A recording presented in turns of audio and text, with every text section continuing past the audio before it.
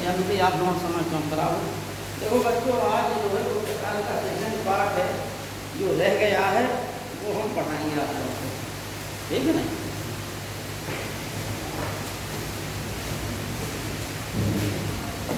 हमने कल समुद्रगुप्त तक पढ़ा दिया था आप लोगों को, अब क्या पढ़ाना है।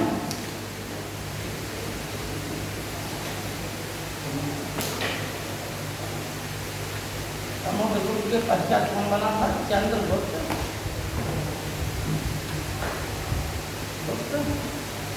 द्वितीय। उसके पश्चात फिर बना था कुमारगुप्त। कुमारगुप्त के बाद स्कंदगुप्त। स्कंदगुप्त के बाद वो नरसिंहगुप्त वाला गुप्त।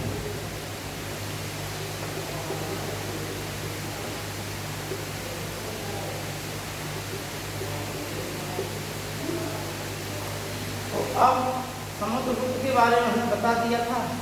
समुद्रगुप्त के पश्चात एक शासक बना था जिसका नाम था रामगुप्त।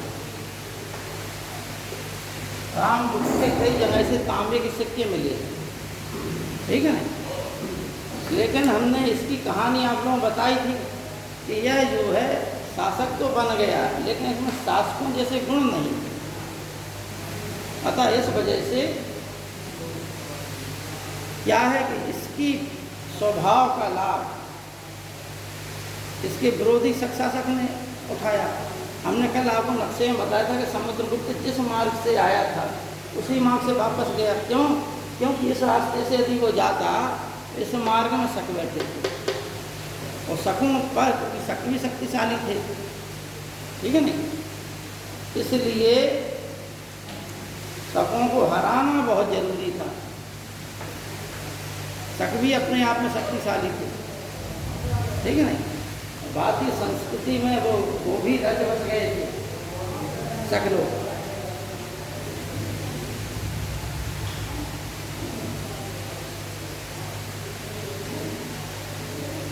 इस प्रकार से जो ध्रुव देवी थी वो ध्रुव देवी रामगुप्त की पत्नी थी और रामगुप्त की मृत्यु के पश्चात वह चंद्रगुप्त द्वितीय की पत्नी हो जाती, ठीक है नहीं। और शकों पर विजय, देखिए इसमें दो तीन चीज़ें हैं जो समझ में नहीं आती। एक तरफ तो ये बताया जाता कि चंद्रगुप्त द्वितीय अपनी पुत्री का विवाह बाकाटक शासक रुद्रसेन द्वितीय से कर देते हैं। एक पॉइंट मैंने पिछली बार बाकाटक वंश पढ़ाया था मौर्योत्तर काल में, उसमें बताया था, ठीक। और जबकि कहानी जो है जब चंद्रगुप्त द्वितीय ने एक शासक बनने के पश्चात अपनी पुत्री का विवाह बाद में किया होगा, ठीक, एक अनुमान है। तब फिर अपनी राजनीतिक स्थिति मजबूत की। इसके पश्चात क्योंकि शकों को घेरना था, उसे शकों को परास्त करना था, तो बाकाटक उसके नीचे थे। इस तरफ से स्थिति थी, नीचे इधर बाकाटक हैं, इधर ऊपर शक हैं और इधर गुप्त हैं, ठीक है ना। तो ये बाकाटक थे कहाँ पर? कर्नाटक में, ठीक है नहीं। अब एक तो कहानी हमें ये पता चलती है कि रामगुप्त को मारने के पश्चात या मृत्यु के पश्चात चंद्रगुप्त ने उसकी पत्नी से विवाह कर लिया और अपनी पत्नी बना ली, ठीक है नहीं। दूसरी बात ये है कि रामगुप्त का कोई बहुत बड़ा कारीगर नहीं रहा, एक वर्ष के अंदर ही पूरी कहानी निपट गई, ठीक। तो ये हमें पता चलता है कि समुद्रगुप्त के पश्चात चंद्रगुप्त गद्दी पर बैठा लगभग, क्योंकि पूरी साल नहीं हुई और चंद्रगुप्त भी बन गया। जिस शक शासक को हराने के पश्चात, शक शासक को हराने के पश्चात उसने विक्रमादित्य की उपाधि धारण की और विक्रमादित्य की उपाधि किस पे मिलती है? उसके चांदी के सिक्कों पे मिलती है। व्याघ्र हनन जो चित्र बना है वो सिक्के हैं इसके, उस पर जो है इसके व्याघ्र हनन सिक्के हैं।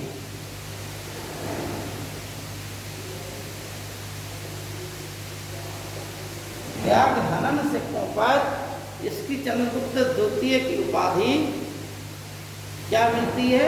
विक्रमादित्य। क्या मिलती है? विक्रमादित्य।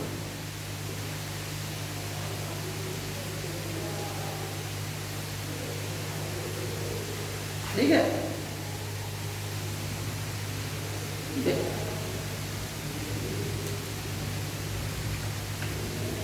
ये आपने समझ लिया कि चंद्रगुप्त द्वितीय विक्रमादित्य की उपाधि कब धारण किया, शकों को पराजित किया। लेकिन फिर दूसरी तरफ ये भी इतिहास में कहानी बताई जाती है कि चंद्रगुप्त ने शकों को पराजित करने के लिए अपनी पुत्री बाकाटक वंश में ब्याही, ठीक, जिससे कि बाकाटक यदि उसके दोस्त हो गए तो शक जो है इस तरफ से भी घिर जाएंगे, इस तरफ से भी घिरे हैं। दोनों तरफ से जब आक्रमण होगा, यहाँ से भी मदद नहीं मिलेगी तो शकों को परास्त किया जा सकता है, ठीक। तो शकों को तो परास्त किया। अब दोनों ही कहानियाँ हैं। एक अपनी पुत्री प्रभावती गुप्ता का विवाह बाकाटक शासक रुद्रसेन द्वितीय से किया, एक कहानी ये भी है और एक कहानी ये भी है, और दोनों कहानी सत्य हैं। इतिहास में दोनों की प्रमाणिकता है।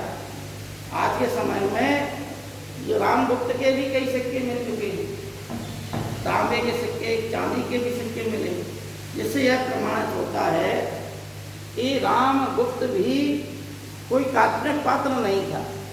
जैसे देवी चंद्रगुप्तम जो है एक नाटक लिखा गया, कौमुदी महोत्सव नामक एक नाटक लिखा गया, ठीक। ये क्या है कि गुप्त काल में कुछ नाटक लिखे गए थे, कुछ और कालखंड में लिखे गए, जिसमें रामगुप्त या चंद्रगुप्त द्वितीय और ध्रुव देवी या ध्रुव स्वामी के बीच के विवाह का वर्णन किया गया, कैसे विवाह हुआ, कैसे रामगुप्त को मारा गया, कैसे उसको मारा गया शक राजा का, ठीक है ना। एक कहानी भी मिलती है उसमें। अब आइए आगे। चंद्रगुप्त द्वितीय के शासन काल में वैष्णव धर्म का बहुत ज़्यादा प्रचार प्रसार, इसकी अनेक उपाधियाँ थी, देवगुप्त, देवश्री, देवराज, ठीक है नहीं, और परम भागवत। परम भागवत की उपाधि धारण करने वाला यह पहला गुप्त शासक, ठीक।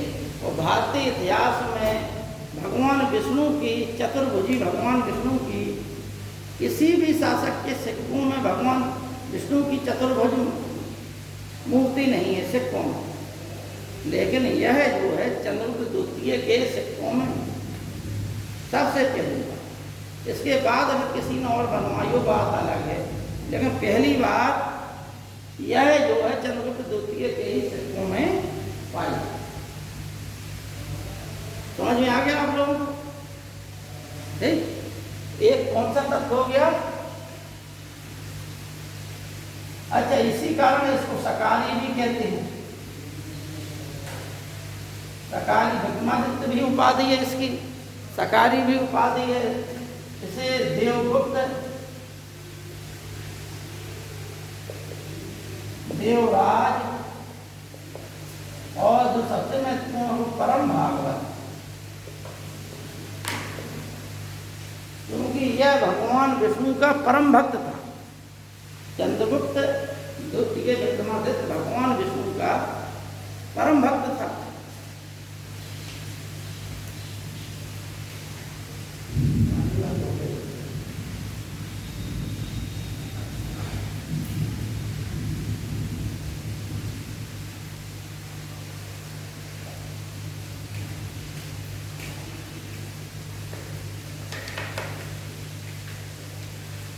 अतः इसने अपने आप को क्या परम भागवत कहा, ठीक। और क्या क्या इसके शासन काल में कार्य हुए। वैष्णव धर्म का प्रचार प्रसार देश के अन्य कोनों में। सिर्फ एक भाग रह गया था गुप्तों को जीतने में, जैसे चंद्रगुप्त मौर्य और बिंदुसार का कलिंग पर राज्य नहीं था, लेकिन अशोक ने उसको पूरा कर दिया।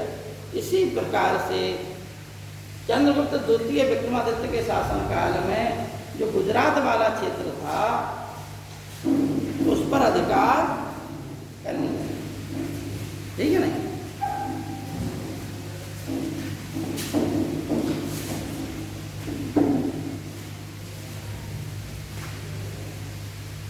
अब पूरा भारत लगभग दक्षिण भारत को छोड़कर गुप्तों के अधिकार क्षेत्र में आ गया और ये असम तक क्षेत्र इनका विस्तृत था, असम राज्य तक। चंद्रगुप्त द्वितीय विक्रमादित्य के शासन काल में 9 रत्न थे। कितने थे? 9 रत्न।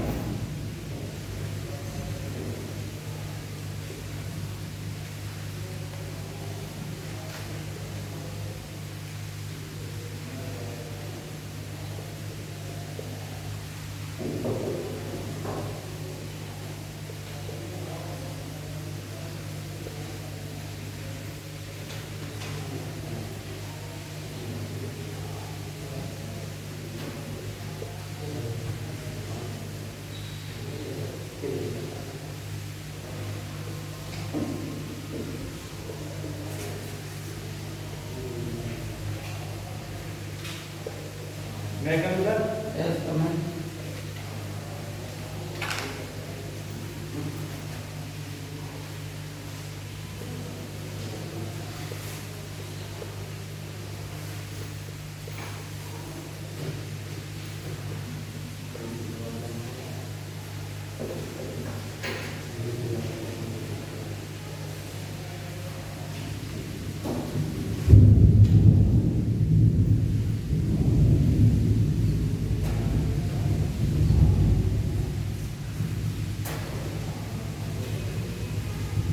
तो और जगह दिखाई देते हैं दोनों।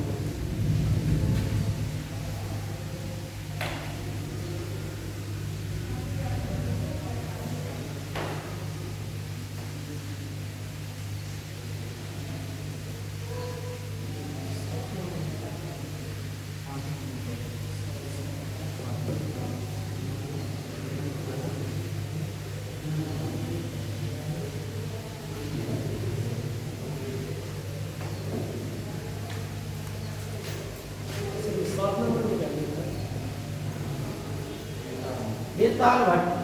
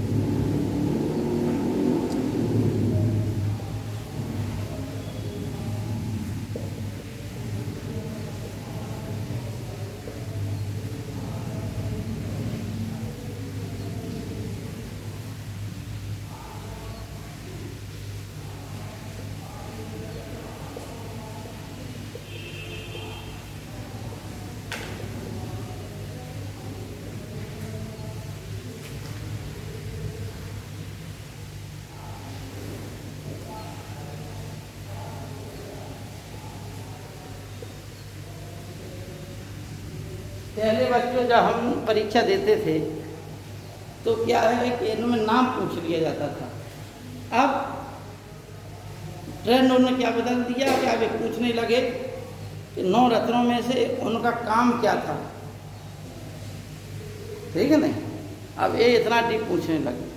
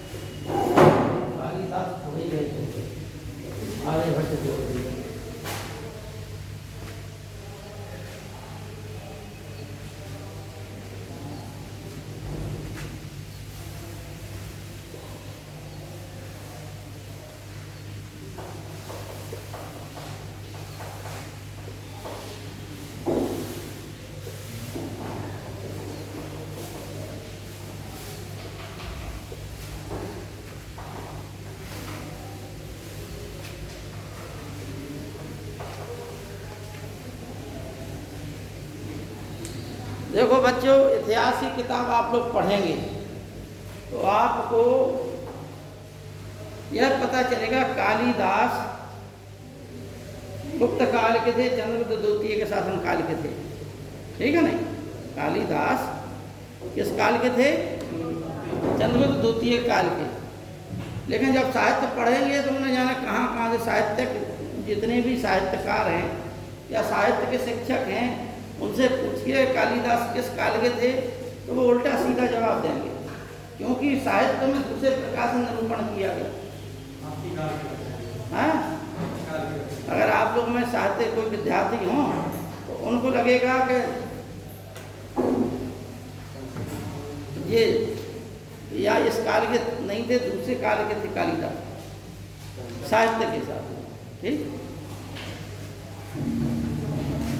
इसमें से आप लोग लिख लीजिए, अमर सिंह कोशकार थे, छपणक फलित ज्योतिष के थे, बर रुचि व्याकरण के जानकार थे, बाराय मेहर जो है खगोलज्ञ और ज्योतिषज्ञ दोनों ही थे, और फलित ज्योतिष के प्रणेता इन्हें माना गया, फलित ज्योतिष के, ठीक है नहीं। फलित ज्योतिष का मतलब है जो फल वाली हो, प्रभाव दे।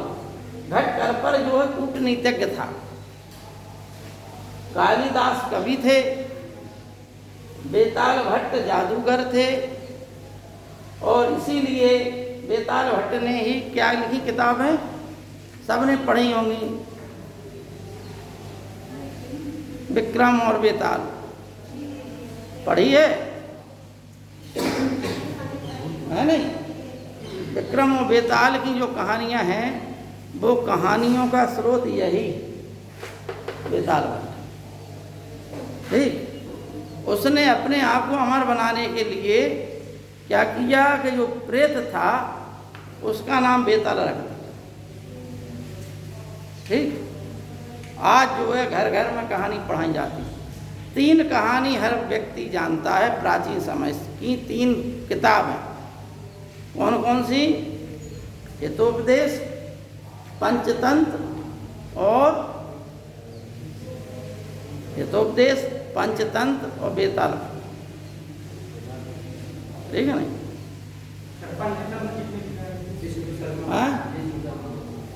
पंचतंत्र के शायद नारायण स्वामी हैं, शायद विष्णु शर्मा, तो वो है विष्णु शर्मा अगर पंचतंत्र के हैं तो वो हितोपदेश के हैं, फिर नारायण स्वामी है नहीं। बहुत सालें हो गई आपसे, हम मतलब ध्यान नहीं है। तो इन दोनों का है। अगर पंचतंत्र के विष्णु शर्मा हैं तो इसके क्या हैं, किसके? हितोपदेश के नारायण स्वामी। और बेताल विक्रम और बेताल के बेताल ही भट्ट है। शंकु वास्तुकार था, ठीक है नहीं। जैसे एक मगध साम्राज्य में था, नाम अब ध्यान भूल गए हम इस समय, गोविंद राज नाम था, क्या नाम था, है नहीं। उसी प्रकार से अंगिलस था, कनिष्क के शासन काल का वास्तुकार, और धन्वंतरी चिकित्सक है। अब हिंदू लोग जब भी दीपावली का त्यौहार मनाते हैं उसके पहले क्या है, भगवान धन्वंतरी की पूजा की जाती है नहीं। उन्हें भगवान मान लिया गया। वास्तव में चरक और सुश्रुत के पश्चात इस काल का सबसे बड़ा जो है चिकित्सक था, ठीक है नहीं। प्राचीन भारत में आपको हम बता दें कि प्राचीन भारत में हर चीज़ें थी। चिकित्सा क्षेत्र में हम देखें तो सबसे प्राचीन जो है चिकित्सक थे अश्विनी कुमार, ठीक है नहीं। अश्विनी कुमार कैसे थे? अश्विनी कुमार ने विष पिला के कटे हुए पैर को जोड़ दिया था। कटा हुआ पैर था, उसकी जगह कटे पैर की जगह पे लोहे का पैर लगा दिया था। अब कब की बातें हो रही हैं? ऋग्वेद की बातें हो रही। आज वही टेक्नोलॉजी है नहीं। दूसरे पैर लगा दिए जाते हैं कि नहीं चिकित्सा में। इसी प्रकार से 100 डांडों वाले जहाज का भी इन्होंने निर्माण कराया था, अश्विनी कुमारों ने। और अश्विनी कुमारों ने ही जो हम घर घर चमन प्रयास चाटते हैं, खाते हैं, ठीक है नहीं, वो किसने बनाया था? अश्विनी कुमार, है नहीं। च्यवन ऋषि थे जो तपस्या करते रहे, और एक राजा की कोई राजकुमारी थी, अपनी सहेलियों के साथ जंगल में खेल रही थी, किसी आखेट कर रही थी, तो इनके ऊपर बीम लग गई थी। उसमें बीम जो है अपने घर बना लेती है, उसने उस बीम में क्या है लकड़ी डाल दी। वो चूँकि आँखें चमक रही थी, उनकी एक आँख में लग गया तो खून निकलने लगा, तो उनकी समाधि भंग हो गई, उन्होंने श्राप दे दिया। ठीक है नहीं? तो उन्होंने कहा, राजा को जब पता चला तो राजा ने कहा कि अब हम जो है इसने अपराध किया है, जब तक ऋषि जो है इसे क्षमा नहीं करेंगे तब तक ये यहीं रहेगी। और राजा मतलब राजा ने एक प्रकार से उस लड़की को ऋषि को ही सपुर्द कह दिया। बोले अब आज से आप ही की पत्नी, अब आप जो समझें। ठीक है नहीं? फिर ऋषि ने जो है फिर अश्विनी कुमारों से कहा कि भाई हमारा शरीर ठीक नहीं है, तपस्या की हजारों सालों तक हमने, तो फिर अश्विनी कुमारों ने उन्हें च्यवन प्रयास बनाया औषधियों का जो है। ठीक है नहीं? इसी प्रकार से आपको हम बता दें कि तमाम चीज़ें जो है समय के गर्त में ख़त्म हो गई। ये जो च्यवन प्रयास की विधि है ग्रंथों में लिखी हुई है, तो आज जो है उन्हीं के आधार पर बनाया जाता है। हमारे गाँव ही में एक थे जो बनाते थे। ठीक है नहीं? तो इसके ग्रंथों में विधियाँ लिखी हुई हैं तो बना लेते थे। अब आइए कालिदास पे, इन सब के बारे में ज़्यादा हम लोग 12 मेहर ने ज्योतिष के ग्रंथ लिखे थे, है नहीं? बृहद जातक, लघु जातक, 12 मेहर के ग्रंथ हैं। क्या क्या नाम है? बृहद जातक,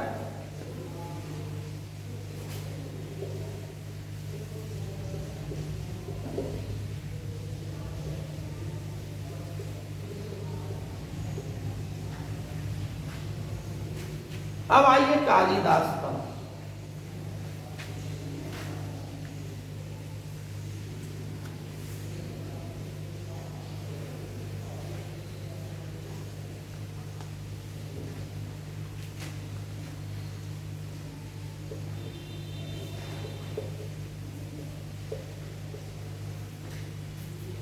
ये 12 ही जो लघु जातक अपने जातक कहेंगे वो की वर्णन किया। क्या है बेटा? जो उनकी रचना है 12 ही। हाँ, तो इनमें लघु जातक अपने जातक ने क्या वर्णन किया? ज्योतिष की बातें लिखी बेटा, ज्योतिष की बातें लिखी हैं, ज्योतिष की। इसके बिंदु साथी हाँ, विक्रम वो चंद्रगुप्ती। अरे ज्योतिष की बातें हैं, चंद्रगुप्ती से क्या मतलब उसका? हाँ, ज्योतिष नाम नहीं सुना तुम? ज्योतिषियों से नहीं मिले कभी? हाँ? तो हमसे मिल लेना, अभी क्लास खत्म हो जाए, अभी मोबाइल में बता देंगे तुम्हारा सब कुछ ना कुछ तो बता ही देंगे, तो तुम्हें समझ में आ जाएगा ज्योतिष क्या हो। ठीक है नहीं?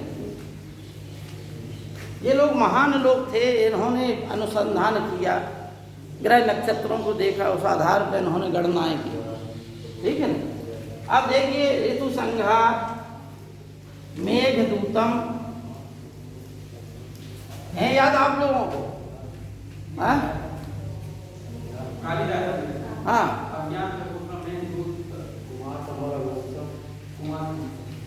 अरे 3 इनके क्या है महाकाव्य और 3 नाटक। तो अभिज्ञान शाकुंतलम, विक्रमो वैश्यम, हैं, और वो क्या नाम के देखो लिख रहे हैं क्या?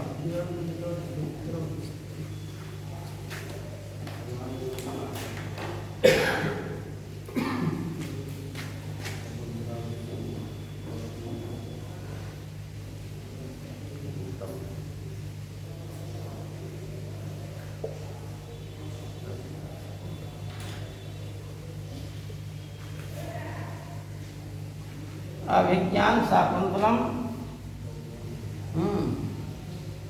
कुमार संभव,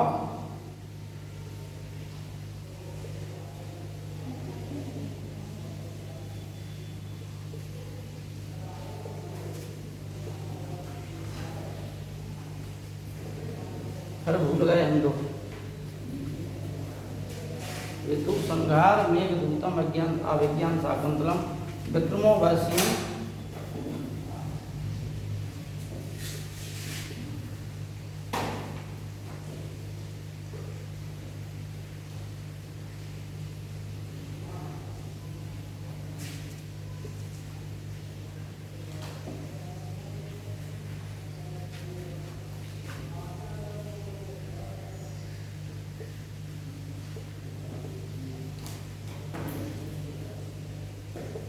राधा जुनियम तो भैरवी की है।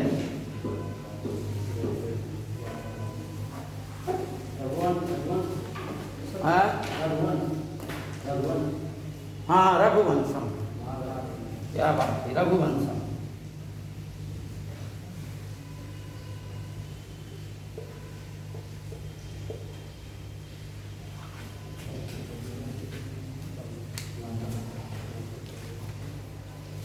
ये जो है कालिदास के ऋतु संहार, मेघदूतम और रघुवंशम, ये तीन जो है क्या है, महाकाव्य। और अभिज्ञान शाकुंतलम, कुमार संभव, विक्रमोर्वशीयम क्या है, नाटक। ठीक, अब इनमें क्या है, ऋतु संहार में जो है कालिदास जी ने किसका वर्णन किया, कालिदास जी ने ऋतुओं का, 6 ऋतुओं का वर्णन, ठीक है ना। मेघदूतम में जो कुबेर थे, कुबेर के यहाँ एक यक्ष था जो नौकरी करता था, सेवक था, ठीक है, जिसका नाम था हेममाली। क्या नाम था, हेममाली। उसका काम था कि कुबेर जो सुबह के समय शिव जी की पूजा करते थे, शिवलिंग की पूजा, सुबह जो है ताजे फूल वाटिका से ताजे फूल तोड़कर और वहाँ मंदिर के लिए पूजा के लिए देना था, उसका एक काम था, यही एक कार्य था उसका, ठीक है ना। एक दिन वह जो है, एक दिन वह जो है अपनी पत्नी के प्रेम में इतना भूल गया कि जो है कुबेर की पूजा का समय निकल गया, ठीक है नहीं। तो जल्दी जल्दी में उसने क्या किया कि रात के कल के अगले दिन के रखे हुए थे फूल, उन फूलों को लेके दौड़ के भागा। कुबेर समझ गए कि क्या है ये गड़बड़। कुबेर ने उसे श्राप दे दिया कि जाओ तुम जिस पत्नी के प्रेम में हमारे लिए फूल नहीं लाए हो, जाओ साल भर के लिए तुम अपनी पत्नी से दूर हो जाओ। तो उसे अपने प्रदेश से निकाल दिया, राज्य से। तो वो यहीं चित्रकूट में आकर एक वो है पर्वत है, कोई रामटेक है, कौन सा है पर्वत, पहाड़, वहाँ जहाँ भगवान राम ने जो है शरण वो रहे हैं, वहीं पर उसने साल भर काटे। अब काटे क्या कि चूंकि वह अपनी पत्नी के प्रेम में इतना पीड़ित था कि ब्रह वेदना में उसने मेघ को माध्यम बना दिया, बादलों, ठीक है नहीं। और बादलों को उसने जो संदेश भेजा अपनी पत्नी के लिए, उसी का वर्णन मेघदूतम में, ठीक है नहीं।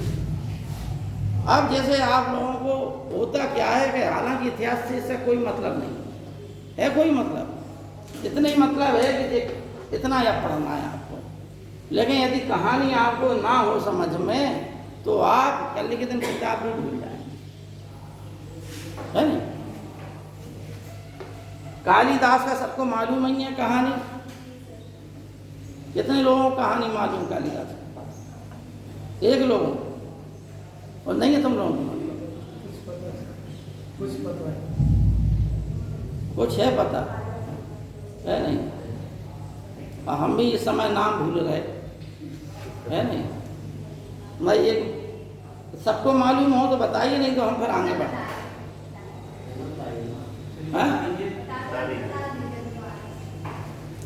देखिए कालिदास जी की कहानी ये है, जैसे वाल्मीकि की कहानी है, बिल्कुल ठीक उसी प्रकार कालिदास जी की है, बस पात्रों में थोड़ा बहुत अंतर है। है कि क्या हुआ कि एक ज्योतिष ना जाने कौन सी ऐसी नाम था, विद्योतमा, ठीक है ना, विद्योतमा नाम था।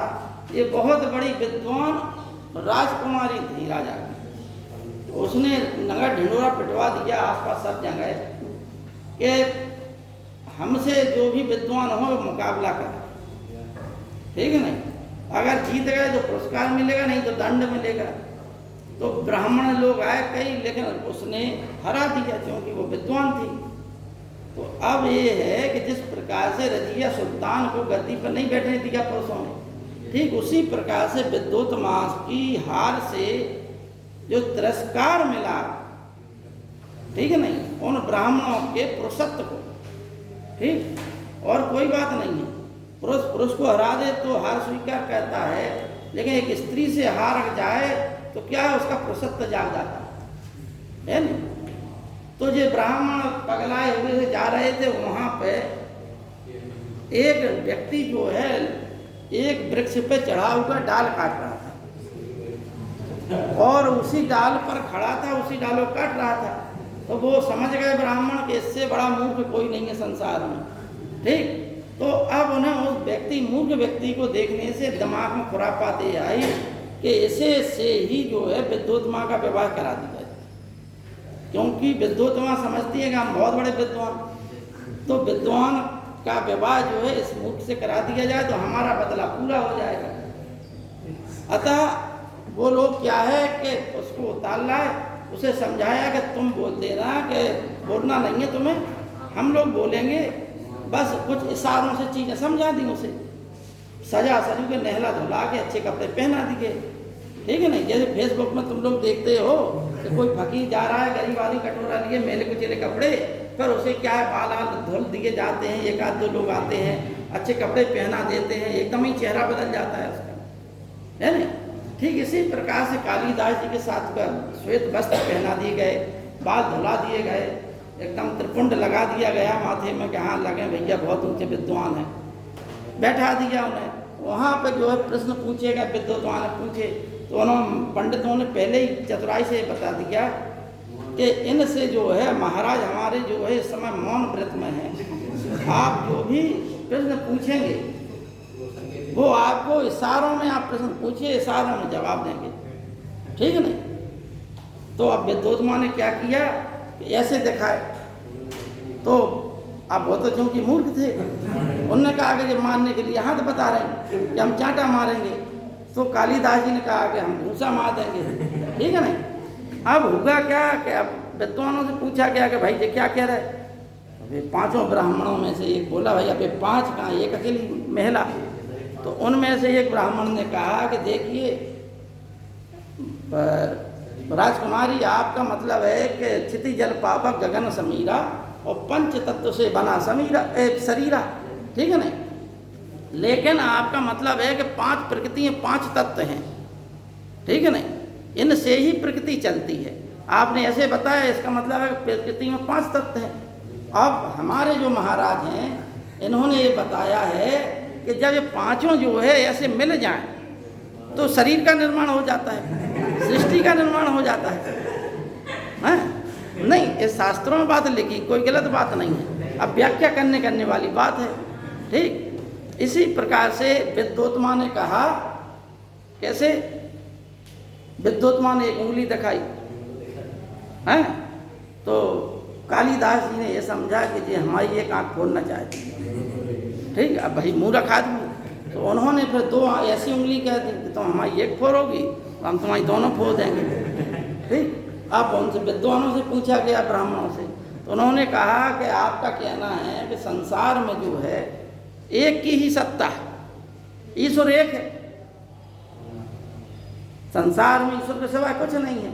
लेकिन हमारे महाराज का ये कहना है कि ईश्वर एक तो है, लेकिन बिना जीवात्मा के भी आत्मा का क्या स्तर, जीवात्मा आत्मा और परमात्मा 2 ही तो प्रकृति में चीजें हैं, आत्मा है और परमात्मा। जहाँ भी हम दृष्टि डालें वहाँ आत्मा और परमात्मा से कुछ नहीं दिखाई देता है, और आत्मा ही परमात्मा है, ठीक है। इस प्रकार से सारे में जो है विद्योतमा हार गई। विवाह हुआ, विवाह के बाद जो है कि जब रात की बेला आई तो इन्होंने जाने ऊँट को जाने क्या शब्द कहा, हैं उष्ट उष्ट जाने क्या, उष्ट संस्कृत में बोलते हैं। तो इनकी भाषा से वो समझ गई विद्योत्तमा क्या रे, ये तो महामूर्ख से पल्ला पड़ गया हमारा। ठीक, तो उन्होंने जो है गेट नहीं खोला, गेट के अंदर ही से फटकार लगा दी।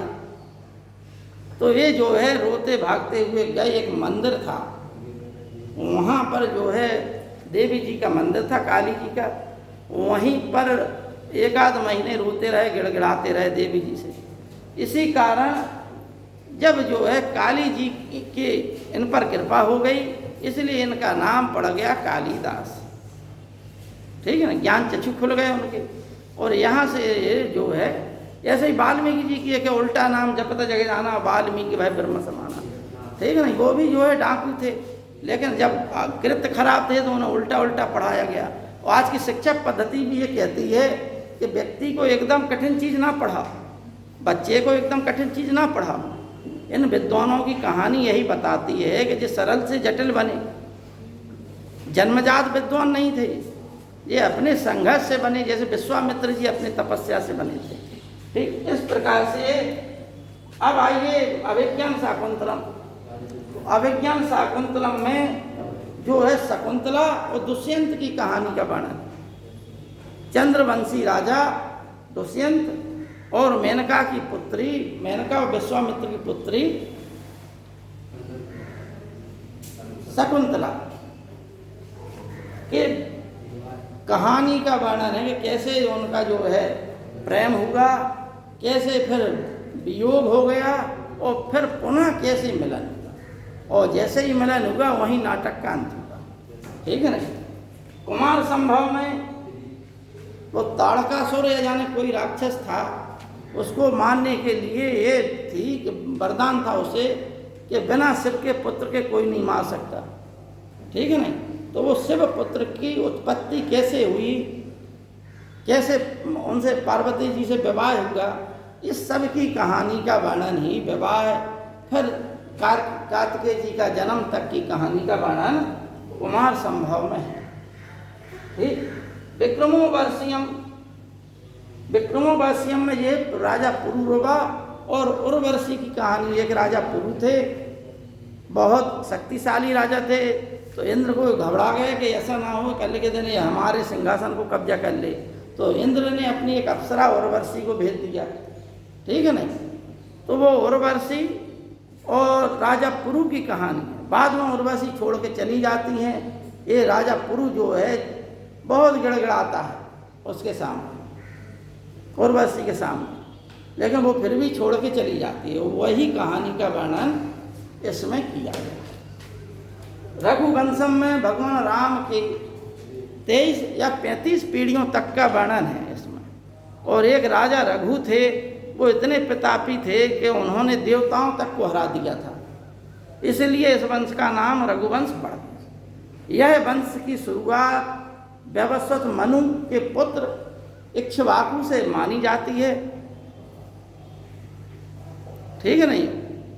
और इसी वंश को जो है इक्ष्वाकु वंश, सूर्यवंश और रघुवंश कहते हैं। ठीक है, क्योंकि राजा रघु ने ऐसे काम किए, लेकिन कई साल पहले की बात है, हजारों साल पुरानी गाथाएं थी उनकी। इसी वंश में एक ऐसे आदर्शवादी राजा राज्य कहा जाता था इनका, आदर्शवादी वंश। लेकिन भगवान राम ने फिर इतने ऊंचे आदर्श स्थापित कर दिए कि सबके आदर्श छोटे लगने लगे। जैसे राजा हरिश्चंद्र का कहानी है, राजा दिलीप की कहानी है, राजा भागीरथ की कहानी है, ये सब भगवान राम ही के वंश में। एक से एक राजा शिवी की कहानी है, जिन्होंने मतलब स्वप्न में ये देख लिया था और बाद में जो है इंद्र आ जाते भेष बना के, तो अपने शरीर को काट काट के वो जो है तुलादान करते हैं। ऐसी ऐसी कहा, ऐसे ऐसे राजा थे। तो उन सबका वर्णन रघुवंश में। इतना आपको परिचय दे दिया। अब देखिए चंद्रगुप्त द्वितीय के समय में, क्योंकि ये वैष्णव भक्त था, भगवान विष्णु का भक्त था, तो इसने जो है एक उनकी याद में एक लौह स्तंभ बनवाया, उस पर अपना एक लेख लिखवाया। लेकिन जब लेख लिखा गया तब तक इसकी मृत्यु हो गई। यह लेख भारत के किसी कोने में ध्यान नहीं आ रहा, वहाँ गढ़वाया गया था मूल रूप से। बाद में इसे उठाकर मेहरौली में, दिल्ली के समीप मेहरौली में इसे गढ़वा दिया गया, जहाँ पर इसका नाम चंद्रगुह मिलता है। ठीक है नहीं। और ये लिखा है कि इसने जो है अपने बल से बाहलीकों को पराजित किया। बाहलीक का मतलब सिंधु देश को, ठीक, जहाँ पांचों नदियाँ, ये 5 नदियाँ हैं जो, वो पांचों नदियाँ समुद्र में मिलती हैं, उस क्षेत्र को बाहलीक देश पुराना कहा गया है। तो ऐसे क्षेत्र को भी इसने पराजित किया था वहाँ के राजाओं को। ठीक, इस समय याद में इसने भगवान विष्णु के सम्मान में एक स्तंभ की स्थापना की। ठीक, और उसमें लेकिन ये भी लिखा है इसी में, आज भी दिल्ली में गड़ा हुआ है, जहाँ कुतुब मीनार है, कुतुब मीनार के पास ही यह जो है गड़ा हुआ है। और आज से हजारों वर्ष हो गए हैं, उसमें जंग नहीं लगी। ऐसा लोहा उस समय विकसित किया गया तो उसमें जंग नहीं लगी आज तक। ठीक है नहीं। तो वो टेक्नोलॉजी थी। मौर्य काल में हम देखते हैं कि टेक्नोलॉजी, विज्ञान और टेक्नोलॉजी, ये क्वेश्चन आता है अब मेंस में, परीक्षा में लिखने में, प्राचीन भारत में विज्ञान एवं टेक्नोलॉजी या तकनीकी का विकास। तो वो आपको हड़प्पा काल से लिखना है, प्राचीन काल हर्षवर्धन तक के काल तक का विषय गुप्त काल तक हुआ है वर्णन। तो मौर्य काल में पत्थर पर पॉलिश करने की कला थी, तो गुप्त काल में लोहे पर पॉलिश करने की कला थी, जिसकी वजह से लोहा आज तक बिना जंग लगे हुए है। में सामने जो है वर्षा, धूप, शीत, सब ऋतुओं को सहने के बावजूद भी जंग मुक्त है। ठीक है। इतना ये चंद्रगुप्त विक्रमादित्य का मिलता है इतिहास, इसकी उपाधियाँ मिलती हैं। इसके पश्चात अच्छा है, और इसने चंद्रगुप्त द्वितीय ने अपनी दूसरी राजधानी उज्जैन बना ली थी। पाटलिपुत्र थी यही, उज्जैन बना ली, और जहाँ इसने दूसरी राजधानी उज्जैन बनाई, इसके पश्चात पूरा जो है क्रेडिट उज्जैन को चला गया। ठीक है नहीं, उज्जैन को चला गया। अयोध्या, मथुरा, माया, काशी, कांची, अवंतिका, पुरी, द्वारावती, च सत्यता, मोक्षदायिका, ये 7 जो है पुरानी क्या है नगरियाँ हैं, मोक्षदायिनी नगरियाँ हैं। अयोध्या, मथुरा, माया, काशी, कांची, अवंतिका, पुरी, द्वारावती, च सत्यता, मोक्षदायिका। ठीक, इसी प्रकार से ये 7 नगरियाँ हैं जो मोक्षदायिनी हैं प्राचीन काल से। इसी प्रकार से गंगे च, यमुने च, गोदावरी, सरस्वती, नर्मदे, सिंधु, कावेरी, जलस्रोत सन्निधि, और ये 7 नदियां हैं जिनका पवित्र जल से राजाओं का स्नान होता था। अब जो है आज के समय में उतना नहीं होता है, लेकिन आसपास की नदियों का पानी, कोई कार्यक्रम होता है, मांगलिक कार्यक्रम, तो इन नदियों का पानी होके जलाभिषेक होता है। देवताओं का, मूर्तियों की भी जब होती है प्राण प्रतिष्ठा या कोई मांगलिक कार्य होता है, तो उसमें जो है किया जाता है जलाभिषेक बोलते। ठीक है ना। अब आइए कुमारगुप्त। कुमारगुप्त को महेंद्रादित्य भी कहा गया है। गुप्त काल में सबसे ज़्यादा अभिलेख अगर किसी के मिले हैं तो वो कुमारगुप्त के मिले। ठीक, यह जो है चंद्रगुप्त द्वितीय और उसकी पत्नी ध्रुव देवी का पुत्र था। हालांकि हमने बताया कि चंद्रगुप्त की एक पत्नी का नाम कुबेर नांगा था। जब समुद्रगुप्त ने नांग वंश के राजाओं को पराजित किया तो उसमें एक कन्या उपासन वाली स्थिति थी, तो ये लोग कन्याएं अपनी दान दे देते थे राजा को। तो कन्या, नागवंशी कन्या कुबेर नांगा का विवाह किससे, चंद्रगुप्त द्वितीय से कर दिया गया था। उसी कुबेर नांगा का की लड़की थी कौन, प्रभावती गुप्ता। ठीक है ना, उसी वंश की थी। अब देखिए कुमारगुप्त,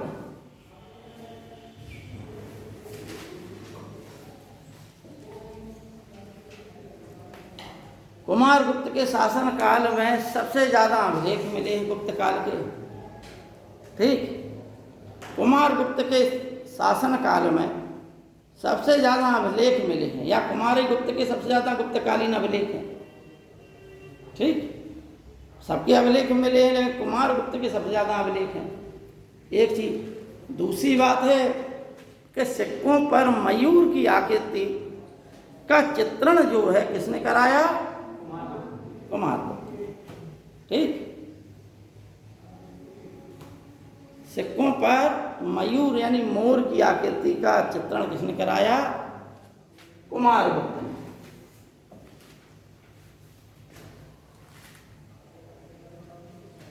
होनसांग ने लिखा है, होनसांग ने क्या लिखा? इसके सिक्कों पर, इसके अभिलेखों में महेंद्राधिपति, महेंद्रादित्य आदि उपाधियां मिलती हैं। एक उपाधि और मिलती है, क्या? शक्रादित्य। महेंद्रादित्य, कुमारगुप्त, महेंद्रादित्य और शक्रादित्य। क्या मिलती है? शक्रादित्य।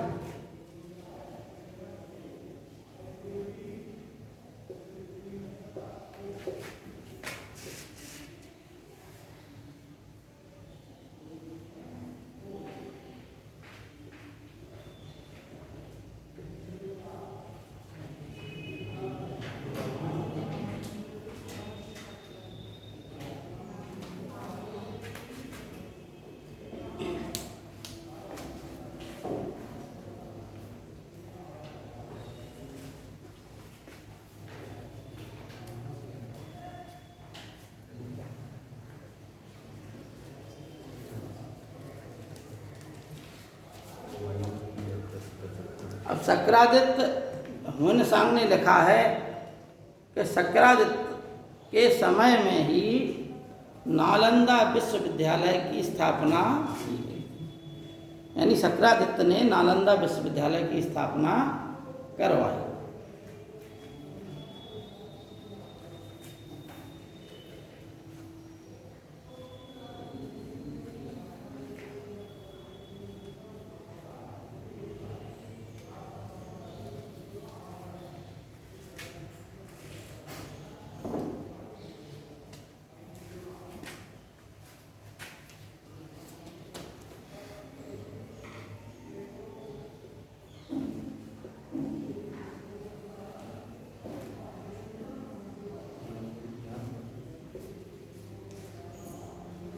गुप्त कुल व्योम शशि, कुमारगुप्त के सोने के सिक्कों पर यह नाम इसका मिलता है, कुमारगुप्त का, या उपाधि में।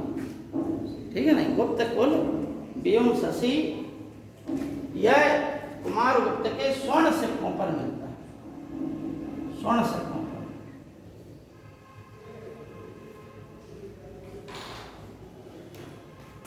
जो उपाधि थी इसकी।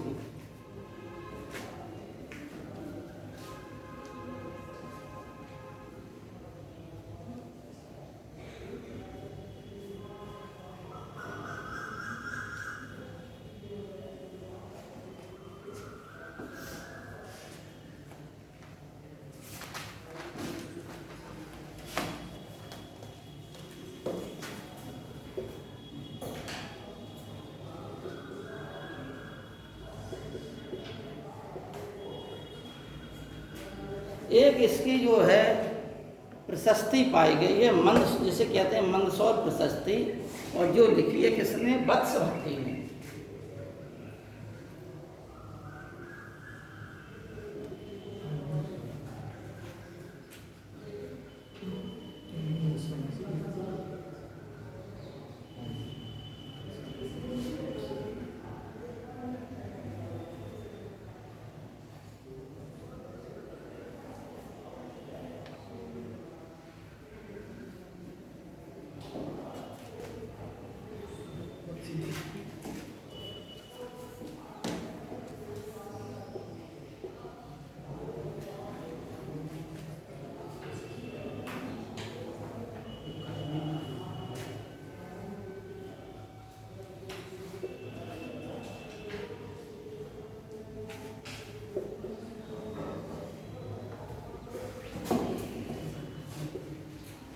इसमें क्या वर्णन है? इसमें ये वर्णन है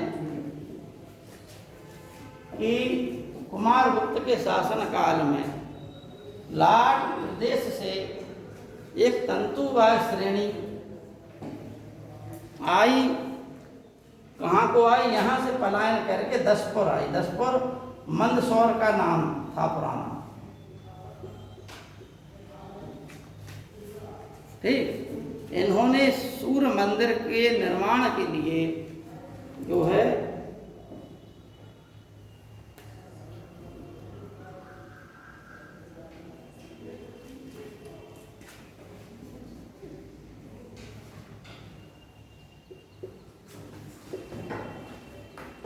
सूर्य मंदिर के निर्माण के लिए पैसे दिए थे या सूर्य मंदिर का निर्माण करवाया था। कहाँ पर? मंदसौर में। ठीक, इस चीज का उल्लेख कहाँ मिलता है? मंदसौर प्रशस्ति में, जो किसकी है? कुमारगुप्त की बात है, कुमारगुप्त के शासनकाल। ठीक है। तंतुवाय श्रेणी का मतलब है रेशम बुनकरों की समूह। ठीक, श्रेणी कहते थे, व्यापारिक समूहों को ही श्रेणी कहते थे प्राचीन काल में। 2-3 शब्द हैं, देखिए आप लोग समझ लीजिए, बार बार आते हैं शब्द। ये श्रेणी,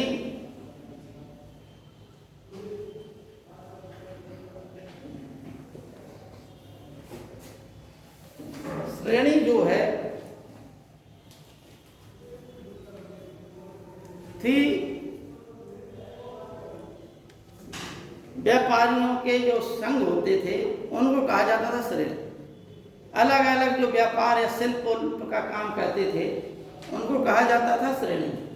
और साथवाय, जब ये सभी व्यापारी एक काफिले में चलते थे व्यापार के लिए, तो एक उनका नेता होता था, मतलब व्यापारियों का प्रमुख, जो मार्गदर्शन करे, जो हर चीज़ की व्यवस्था करे, प्रबंध कराए। ठीक, उसको एक व्यक्ति को साथवाय बना दिया जाता। ठीक, रास्ते में जाने के लिए। वही मध्यकाल में क्या है? काफिला आ गया। काफिला शब्द है, कारवां शब्द है। ये होते क्या थे? इसमें व्यापारी लोग इकट्ठे जाते थे और एक इनमें नेता होता था व्यापारी का। फिर इसी काल में जो है और शब्द आए हैं। ऊग शब्द आया, कुल शब्द आया। कुल मतलब ये एक ही, जैसे लोहार, लोहे का काम करने वाला, एक ही जाति के, एक ही को कार्य को करने वाले जातियों के समूह को क्या बोलते थे? कुल, क्योंकि एक ही परिवार उसको कहता था। ठीक है नहीं? जैसे लोहार है तो लोहार क्या है? एक ही परिवार है, तो लोहार लोग लोहे का काम करते हैं। तो ऐसी श्रेणियों को, ऐसे व्यापारिक समूह को क्या बोलते थे? कुल। गुप्त काल का शब्द है। और पूग किसे बोलते थे? पूग, इसका अपोजिट कर लो, यानी विभिन्न व्यापारियों के इकट्ठे समूह को पूग कहते थे। जैसे मान लो उस समूह में लोहार भी जुड़ जाए, बढ़ई भी जुड़ जाए, और भी जुड़ जाए। मकान का निर्माण होना है जैसे मान के चलिए, तो उसमें तमाम जो है अलग अलग क्षेत्र के कारीगर आते हैं कि नहीं आते? मकान के निर्माण बिजली विभाग वाला आएगा, लोहे वाला आएगा, ईंट पत्थर वाले ढोने वाले आएंगे, और कारीगर बनाने वाला आएगा। ठीक, कारीगर कभी भी जब तुम्हारे अंदर जो छेद नीचे डले हैं, ये क्या होता है? ये लाइट डली है तो लाइट वो कारीगर थोड़ा डालता है, बिजली वाले डालते हैं। ठीक है नहीं? लोहा कितना कटना है, ये काटने का काम कौन करता है? कारीगर बताता है। काटने का काम कौन करता है? लोहार, है नहीं? इस प्रकार से अनेक, उसी प्रकार ये लड़कियाँ खिड़कियाँ हैं मान के चलिए, इनका काम कौन करता है? बढ़ई। इसी प्रकार से प्राचीन समय में अनेक व्यवसाय थे। इसी काल में सर्वप्रथम, गुप्त काल में ही सर्वप्रथम एक शब्द आया जिसका नाम था कायस्थ।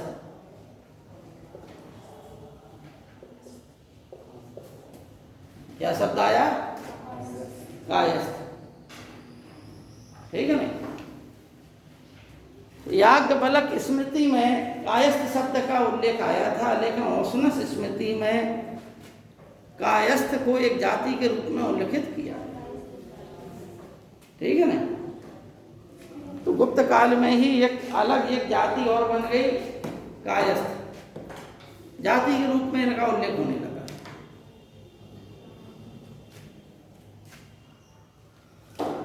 अब देखिए स्कंदगुप्त के शासन काल में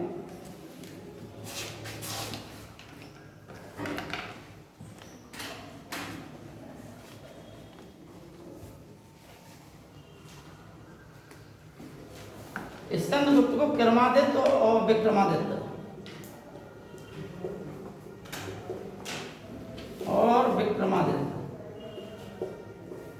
द्वितीय की उपाधियां थी स्कंदगुप्त की।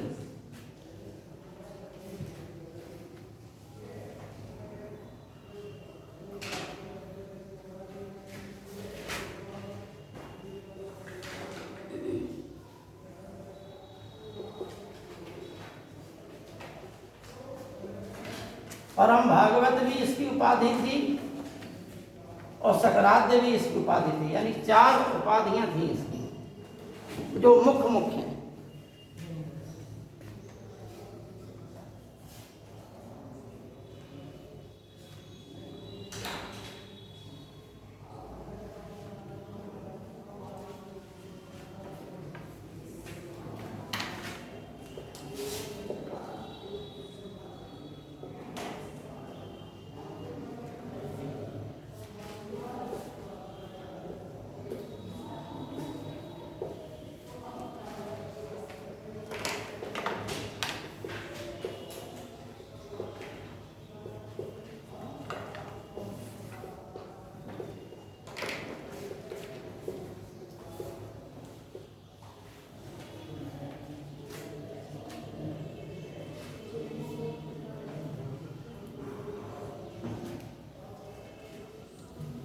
देखो बच्चों, स्कंदगुप्त के समय के 3 जो है लेख महत्वपूर्ण है। कौन कौन?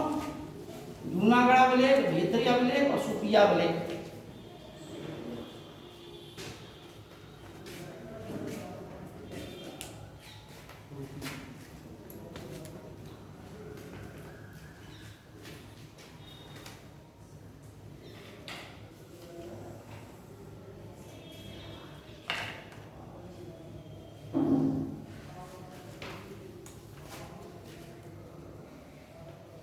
सर ये भीतरी अभिलेख कहाँ पे है? हाँ, भीतरी अभिलेख, भीतरी अभिलेख बेटा ध्यान नहीं आ रहा, हम देख रहे हैं। इसमें भी नहीं लिखा, हम देख के बता देंगे, ठीक है ना। ये हमारे ख्याल से मध्य प्रदेश में होना चाहिए, हमारा ख्याल बता रहा है, क्लियर बता देंगे। जूनागढ़ अभिलेख आप लोगों सबको मालूम ही है, कई बार बता चुके। भीतरी अभिलेख में जाने से पहले एक चीज और आपको बता दें कि कुमारगुप्त जब बूढ़ा हो गया तो उस समय जो है युवराज, क्योंकि हिंदू धर्म के अनुसार जो राजा का ज्येष्ठ पुत्र है वही उत्तराधिकार का वो होता है। मनुस्मृति में भी कहा गया है कि एक पिता के लिए, मतलब सामान्य परिवारों में एक पिता के लिए उसके समस्त पुत्र जो है समान है, लेकिन फिर भी जब बंटवारे की बात आए तो बड़े पुत्र को पिता के हिस्से में से कुछ अंश अधिक मिले, ठीक है नहीं। इस प्रकार से हंसने वाली बात नहीं है, हैं? क्योंकि मनुस्मृति की बात है और उसमें जिस प्रकार से विधानों में बात बताई गई है, तो राजाओं का जो ज्येष्ठ पुत्र होता था वही युवराज होता था प्राचीन काल से, बहुत प्राचीन समय से, ठीक है। तो जब कुमारगुप्त बूढ़ा हो गया तो युवराज जो था वही, मतलब उस प्रकार का ही कहता है राजा के ज़्यादातर। इसी समय पुष्यमित्र जाति का आक्रमण हुआ कुमारगुप्त के शासनकाल में, ठीक। पुष्यमित्र जाति का आक्रमण हुआ और स्कंदगुप्त ने इनको हरा दिया। लेकिन जब यह समाचार लेके राजमहल आया तब तक कुमारगुप्त की मृत्यु हो गई थी और स्कंदगुप्त ने अपनी माँ को विधवा के रूप में देखा, ठीक। अब आइए स्कंदगुप्त पे। तो कुमारगुप्त के शासन काल में पुष्यमित्र जाति का आक्रमण हुआ था, एक पॉइंट ये हो गया। अब आइए भीतरी स्तंभ लेख। तो भीतरी स्तंभ लेख में जानकारी मिलती, कई बार आया पीसीएस की परीक्षा में, आईएएस की परीक्षा में, कि स्कंदगुप्त के शासन काल में ही भारत पर हूण जाति ने पहली बार आक्रमण किया। हूण जात, क्योंकि अभी तक हूण क्या कहते थे, हूणों ने ही शकों को भगाया, तो शक भाग के कहाँ आए, भारत में। हूणों ने ही कुषाणों को भगाया, तो कुषाण ही भागकर कहाँ आए, भारत में। अब बचे थे हूण, तो हूणों को भी किसी ने, क्योंकि हूण आक्रमण के कारण ही प्राचीन समय में जब सम्राट अशोक था, तो हूणों के कारण ही उस समय क्या नाम उसका, सी हुआंग टी नाम का राजा था, ठीक, क्या नाम था, सी हुआंग टी, ठीक। उसने जो है महान दीवार का निर्माण कराया था चीन में। उसने क्या किया, जिस प्रकार से भारतीय नरेश बैठे रहे, अगर ये लोग जो है सिर्फ 2 दर्रे थे हिंदुकुश पर्वतमाला पे, चीन में तो अनेकों दर्रे हैं, चीन में जो पहाड़ हैं उनके ऊपर उसने दीवार बनवा दी कि अब तुम आओ आक्रमण कर लें। इतनी ऊंची दीवार बनवा दी कि एक तो पहाड़ चढ़ो, फिर दीवार चढ़ो, ठीक। वहां पर उसने सैनिक छावनियां बनवा दी राजा ने। इसलिए प्राचीन समय से चीन की जो है राज्य सुरक्षित हो गया। लेकिन भारतीय नरेश जो है मौर्य शासक काली बुद्धम शरणम गच्छामि तो कहते रहे, लेकिन भारतीय सीमा की सुरक्षा का प्रबंध कुछ नहीं। जबकि उसी समय जो है सी हुआंग टी ने चीन की महान दीवार बनवाई थी, ठीक। सम्राट अशोक को उनके मानवीय कार्यों के लिए तो याद किया जाता है, ठीक, लेकिन यदि देश की सुरक्षा की बात आ जाए तो क्या होगा कि बात है वहीं आ जाएगी। क्या सम्राट अशोक भी जिस प्रकार से इतने जो अपने स्तंभ लेख बनवाए सम्राट अशोक ने, इनकी जगह पर यदि वो वहाँ पर दीवार बनवा देते और खैबा दर्रा बोलन दर्रे में का इंतजाम कर देते, तो भारत पर कोई भी विदेशी आक्रमण नहीं, कोई भी विदेशी आक्रमण नहीं। और मौर्योत्तर काल के बाद भारतीय इतिहास में सबसे ज़्यादा विदेशी आक्रमण, सबसे ज़्यादा। और ये विदेशी आए फिर यहीं रच बस गए, यहीं बस गए, यहीं की संस्कृति अपना ली। इसलिए आप लोग जो अगर 50-100 आदमी बैठे हैं तो उनकी खाली नाक देख लीजिए और आँख देख लीजिए, आपको पता चल जाएगा ये किस देश के वासी हैं और इनकी जाति क्या है, ठीक। एक बार पढ़ लीजिए किताबों में, आपको अपनी जो है पूर्वजों की जानकारी मिल जाएगी, आपके पूर्वज कौन हैं और आज इस समय कहाँ बैठे हुए हैं।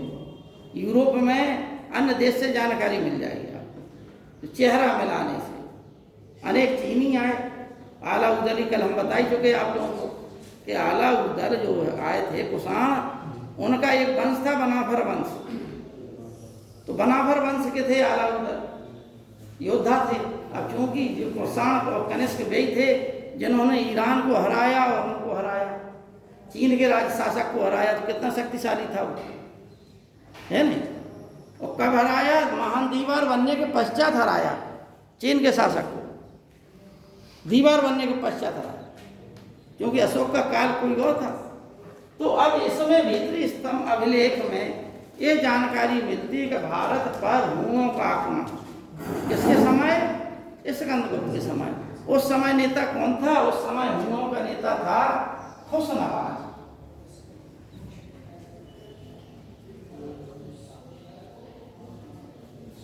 कौन था ना, खुशनवाज।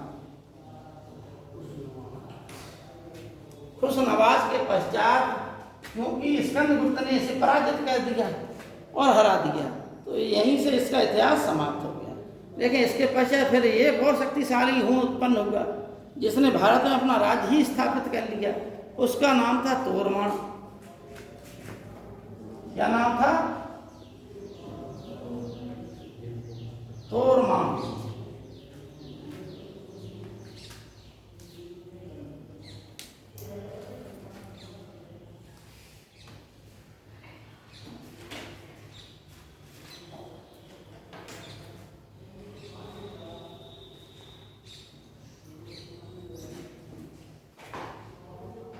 तोरमान ने बहुत बड़े क्षेत्र का अधिकार कर लिया और पवैया को इसने अपनी राजधानी बनाया। इसके पश्चात इसका पुत्र जो है मेहरपर बना।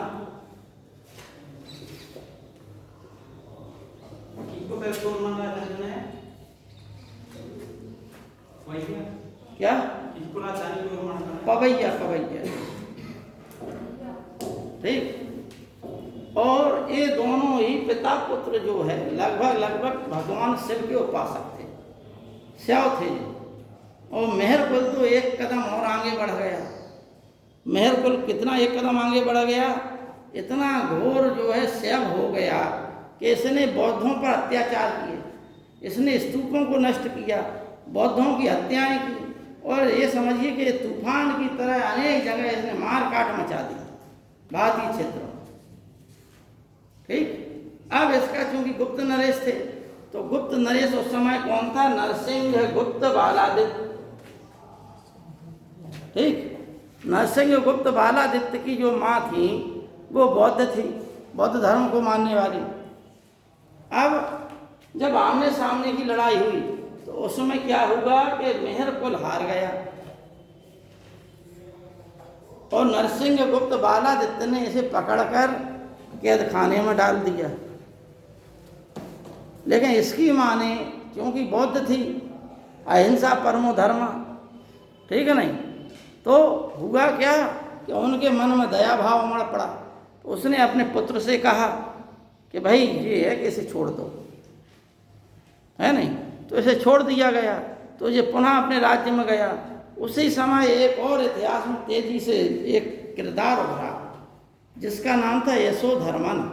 इसे यशोधर्मन या यशोवर्मन के नाम से जानते हैं। मालवा में उत्पन्न हुआ, ठीक है नहीं। और इसने जो है गुप्त वंश चूंकि पतन की ओर था, अब स्कंदगुप्त ही अंतिम शक्तिशाली शासक था।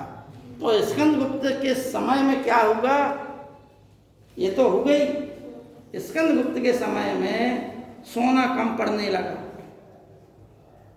तो उसने क्या किया कि सोने में मिलावट करवा दी। इसलिए भारतीय इतिहास में आपको बता दें कि सबसे पहले सोने के सिक्के किसने चलवाए?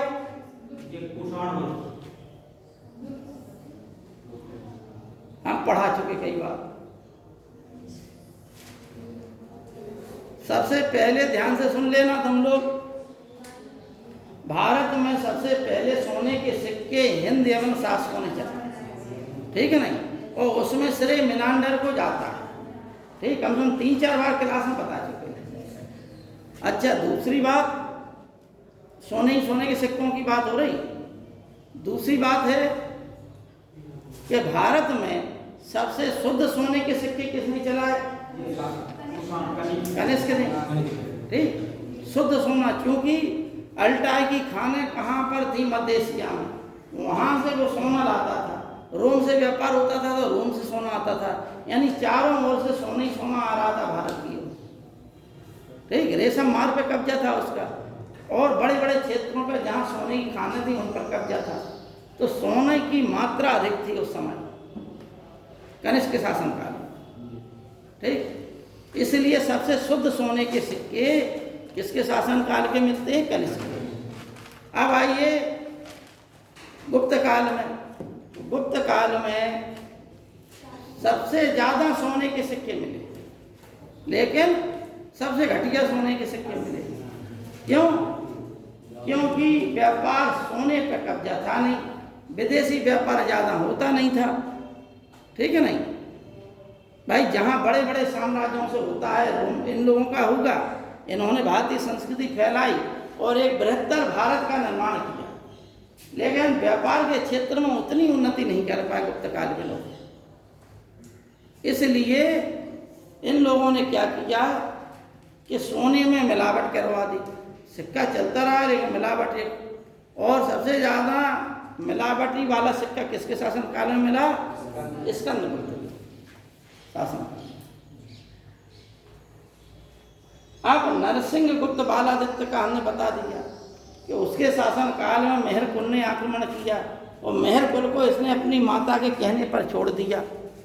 मेहरकुल ने फिर यशोधर्मन के ऊपर आक्रमण किया, लेकिन यशोधर्मन ने ऐसी बुरी तरीका से मारा कि इसे पूरा भारत ही छोड़ के कश्मीर में शरण लेनी पड़ी। कश्मीर के राजा ने इसे शरण दी कि चलो भाई ऐसा होता है कि इनको मारा गया बुरी तरीका से, समझना बात, इनको बुरी तरीका से मारा गया इनको। अब ये भागकर कहाँ आए? इनके यहाँ, माने चलिए ये कश्मीर के राजा हैं, तो इनके यहाँ पहुँचे। इन्होंने कहा चलिए आओ भैया, चलो ठीक है। अब हुआ क्या कि इन्होंने जब देखा कि चलो हम अच्छे खा पी रहे सब कुछ है, अब क्योंकि राजा रहा है वो, छल कपट प्रपंच सब साम दाम दंड वेद राजा की नीतियाँ होती हैं, तो इन्होंने इनका कत्ल कर दिया, मार दिया और कश्मीर पर कब्जा कर लिया। ठीक है ना? किसने? मेहरपुर। ये मेहरपुर की कहानी थी। सर यशोधर्मा कौन? मालवा का राजा, बता चुके अभी। अब देखिए गुप्त काल की कला और संस्कृति, आर्थिक व्यवस्था, सामाजिक व्यवस्था। ठीक, तुम बेटा इतनी लेट कहाँ आए थे? तो हम तो भींगते हुए चले आए पूरे, तो 1 घंटे पहले ही बंद हो गई कम 50-40।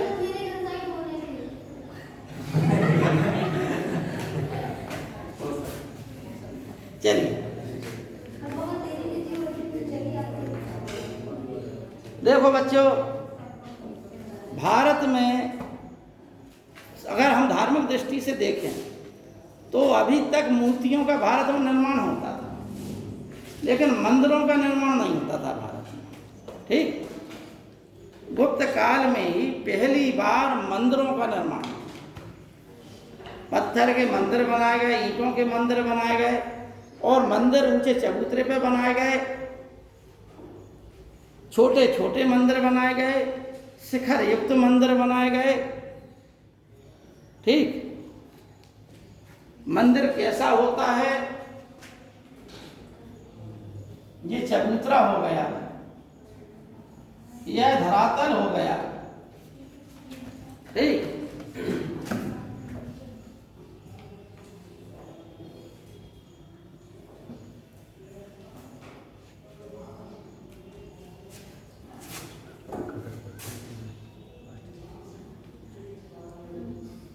इस प्रकार का ये मंदिर बन गया। यहाँ पर मूर्ति बैठा गर्भगृह हो गया। ठीक, गर्भगृह में ही मूर्ति रखी है। ठीक है नहीं? अब देखिए कि मंदिर में शिखर का, ये अगल बगल के भी शिखर हैं, चंदेल वंश में अगल बगल के हैं, लेकिन गुप्त काल में ज्यादातर सीधे ही शिखर वाले बने। ठीक, जब यहाँ शिखर समाप्त होता है, ये शिखर समाप्त हो रहा तो यहाँ पर फिर क्या होता है? आमलक होता है। आमलक के ऊपर फिर कुछ बना होता है, ऐसे करके भाई यहाँ पर एक मंदिर का निर्माण होता है। मंदिर के बीच में होता है गर्भगृह, और गर्भगृह में ही क्या है? देव मूर्ति रखी। ठीक, यह जो है गुप्त काल में मंदिरों का निर्माण प्राप्त होता है, और इस कला को जो है नांगर शैली कहते हैं। ठीक, भारत में मंदिर निर्माण कला की 3 शैलियाँ मिलती हैं: नांगर शैली, बेसर शैली और दरबार शैली। उसी प्रकार से महात्मा बुद्ध की जो मूर्तियाँ बनी हैं वो गांधार शैली और मथुरा शैली में बनी। पीसीएस की परीक्षा में कई बार आया है कि वो मथुरा कला शैली या गांधार शैली में से भगवान महात्मा बुद्ध की पहली मूर्ति किसमें बनी। ठीक, तो हम आपको एकदम सटीक उत्तर बता रहे हैं, एकदम सटीक उत्तर। मथुरा हमेशा से प्राचीन समय में मूर्ति कला का केंद्र रहा है। ठीक है नहीं? इसलिए अगर प्रश्न आए कि वो क्या बोलते हैं, विष्णु भगवान की सबसे पुरानी मूर्ति कहाँ से मिलती है, तो उत्तर भी मथुरा है। जैनियों की सबसे पुरानी मूर्तियाँ कहाँ से मिलती? मथुरा में। एक कंकाली टीला मथुरा में मिला है, जहाँ पर बृहद संख्या में जैनियों की मूर्तियाँ मिली, क्योंकि मूर्ति कला का केंद्र था मथुरा। ठीक है नहीं? और समय समय पर यह जो है अन्य धार्मिक संप्रदायों का केंद्र भी रहा मथुरा। हर कालखंड में यहाँ के मंदिरों को लूटा गया, हर कालखंड में इनको नष्ट किया गया, और दूसरे कालखंड में उनका निर्माण किया गया। ठीक है नहीं? तो गांधार शैली और मथुरा शैली में अंतर ये है कि गांधार शैली के जो मूर्तियाँ मिली हैं वो लाल बलुआ पत्थर पे मिलती हैं, जबकि मथुरा शैली की, जबकि गांधार शैली की मिलती है स्लेटी में। मथुरा शैली में भगवान बुद्ध की जो मूर्ति बनी है उसमें भाव झलकता है, जो जिस मतलब भाव में बैठे हैं तो वो भाव झलकता है। अगर तपस्यारत हैं, हड्डियां हैं, तो वो हड्डियां भी ये बता रही हैं कि घोर तपस्या कर रहे हैं, ठीक है नहीं। और महात्मा बुद्ध की बिना मूंछों की मूर्तियां हैं ये, और हमेशा उनके पीछे जो है एक चक्र बना हुआ है जो उनके तेज को व्यक्त करता है। जबकि गांधार शैली में, चूंकि गांधार क्षेत्र पे रोमन का प्रभाव था, यूनान और रोम का, ठीक, तो इसलिए उनकी कला का भी प्रभाव पड़ा। तो उन्होंने महात्मा बुद्ध को क्या है एकदम हिष्ट पुष्ट बना दिया, डोले सोले बना दिए मूर्तियों में, हैं, बड़ी बड़ी मूछें लगा दी उनमें महात्मा बुद्ध को, ठीक, कहीं कुछ पहना दिया, कहीं कुछ पहना दिया, लेकिन उन मूर्तियों को देखने से भाव नहीं झलकता। भाई वो जिस भी मुद्रा में बैठे हों, लेकिन उस मुद्रा में भाव नहीं झलकता। जैसे मान लीजिए अभिनेता वही अच्छा होता है जो अदाकारी ज़्यादा अच्छी निभाए, है नहीं। मतलब उसके अंदर अगर मान लो कि अनुपम खेर को डैडी का रोल दे दिया गया फिल्म में, तो एक श्रेष्ठ डैडी क्या होता है उन्होंने वो निभा के दिखाया, ठीक। और उन्हीं आमिर खान को दूसरी फिल्म में क्या कॉमेडियन का रोल मिल गया, तो उन्होंने वही 16 और शबनम में अच्छी कॉमेडी की, ठीक, मिली जुली, मतलब एक कर्नल का रोल भी किया और वो भी किया। इसी प्रकार से ये क्या है, ये भी कला है। और यही कला ये मतलब हम लोग देख रहे हैं जी, व्यक्ति को एक्टिंग करते हुए सामने देख रहे हैं, लेकिन वही जो है अगर मूर्ति में झलके तो उसमें मूर्तिकार की विशेषता प्रकट हो जाती है। आज भी घर घर में हम लोग मोनालिसा की फोटो टांगते हैं, ठीक है नहीं, लेकिन आप लोग यकीन मानिए मोनालिसा से कई हजार वर्ष पहले गुप्तई काल में जो है हमारे देश में अजंता नामक एक स्थान है जिसका पुराना नाम था अजंठिया, ठीक है नहीं। यहाँ पर 29 वो गुफाएं मिली हैं। एक पहाड़ी थी और एक बार एक गडरिया चरा रहा था तो उसने देख लिया एक बाघ ऐसे देख रहा है, वो वास्तव में क्या है कि पत्थर का बाघ था, बना हुआ था शेर। तो एक वहीं पर कुछ दूरी पर एक अंग्रेजों की बटालियन थी, भागते भागते वो वहाँ गया तो उसने उस अंग्रेज को बताया, तो वो अंग्रेज देखने गया कि क्या है चक्कर। फिर वहाँ से फिर खोजबीन हो गई और फिर क्या नाम कनिंघम महोदय ने उसको जो है कि संसार के सामने प्रकट कर दिया, ठीक। और तब तक ये जो है किसी के संपर्क में नहीं आई। 29 थी, उन 29 में से 1, 2, 9, 10 और 16 और 17 ये जो है सबसे ये सुरक्षित अवस्था में हैं। उनमें से 16 और 17 और 19 ये 3 जो है गुप्तकालीन है। 16, 17 जो है क्या है चैत्य है, 19वां बिहार है, ठीक। और शायद जो है डेंजर फील्ड ने इसकी खोज की थी, हमारे ख्याल में बाघ की थी, ठीक। अब देखिए आपको बता दें हमारे देश में एक मिस इंडिया प्रतियोगिता हुई थी कई साल पहले जब हम स्टूडेंट थे आप लोगों की तरह, ठीक। तो वहाँ पर एक तस्वीर छपी थी, बहुत सुंदर तस्वीर, ठीक। आप लोग इंटरनेट पे देखिएगा, गुफा नंबर 16 में एक मरणासन्न राजकुमारी की तस्वीर है, ठीक। अब मरणासन्न राजकुमारी कौन है?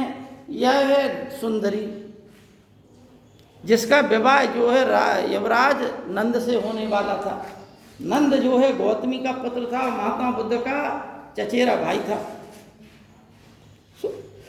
सौतेला भाई कह लीजिए, क्योंकि माता भी थी और मौसी भी थी। वो जब जिस दिन शादी होने वाली थी उसी दिन महात्मा बुद्ध आज टपकते हैं और वह जो है महात्मा बुद्ध से प्रभावित होकर शादी का विचार छोड़ देता है और क्या कहता है, भिक्षु बन जाता है, ठीक। तो उसकी जो चूंकि वो सुंदरी है, उसके जो जब एक पता चला कि नंद जो है भिक्षु बन गया है और उसका विवाह होने वाला था, तो एक जो विरह वेदना होती है, उस विरह वेदना वो चेहरे पे किस प्रकार के भाव आते हैं एक लड़की के, उसका पूरा सजीव चित्रण आप अजंता की गुफाओं में देख लेंगे। चित्रकारी की गई है, आप मूर्ति कला नहीं है, वहाँ पर चित्रकारी की गई। अनेक प्रकार के चित्र रंग भरे गए उनमें। यहाँ तक कि जो फिरोजा या नील मणि घिस के उसका नीला रंग बनाया जाता था। और उसमें कहते क्या थे, उसमें पहले दीवार को, जैसे मान लो गुफा है तो गुफा को पहले टाँकते थे, मतलब पहले गुफा को काटा उनने कारीगरों ने, फिर कारीगर बड़े बड़े कारीगर गए जो चित्रकार हैं, तो चित्रकारों ने कहा कि इसको टाँक दो, तो उन्होंने उसमें गड्ढे से कर दिए, गुफा के अंदर गड्ढे ही गड्ढे हो गए।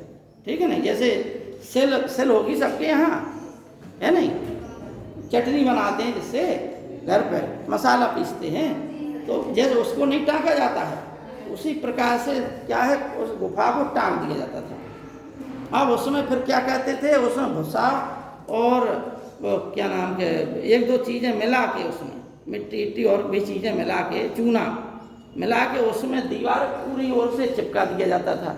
अब वो उसे पकड़ कहा जाता था दीवार पर, दीवार हो गई चिकनी।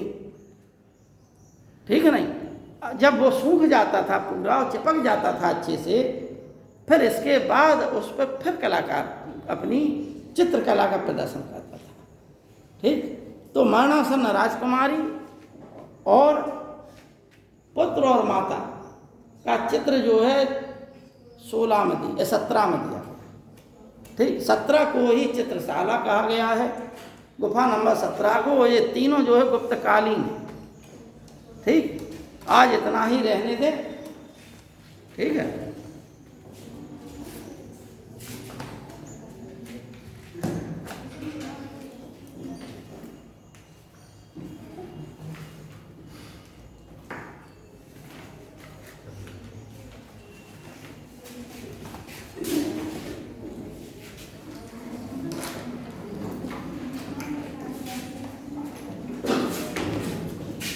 बंद कर।